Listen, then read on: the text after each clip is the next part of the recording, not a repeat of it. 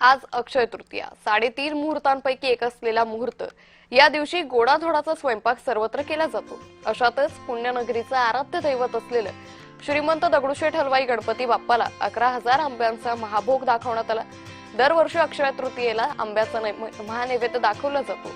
याच दिवशी गणरायाचं दर्शन व्हावं याकरता भाविकांनी पहाटेपासून रांगा लावल्या होत्या। पुण्यातील आंब्याचे व्यापारी देसाई आंबेवालेचे संचालक मंदार देसाई कुटुंबियांच्या वतीने हा नैवेद्य देण्यात आला। मंदिरात रविवारी पहाटे 3 वाजता ब्रह्मणस्पती सूक्त अभिषेक झाला। त्यानंतर पहाटे 4 वाजता गायिका विदुषी मंजुषा पाटील यांनी स्वराभिषेकातून गायन सेवा अर्पण केली।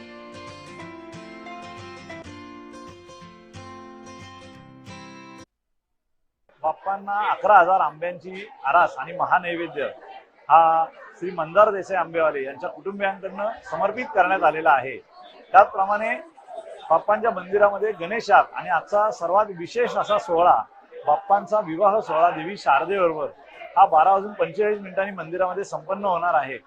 समस्त भक्तांना अक्षय तृतीयेच्या हार्दिक शुभेच्छा आणि बाप्पांच्या या अतिशय विलोभनीय अशा दर्शनाचा आज आपण अवश्य लाभ घ्यावा।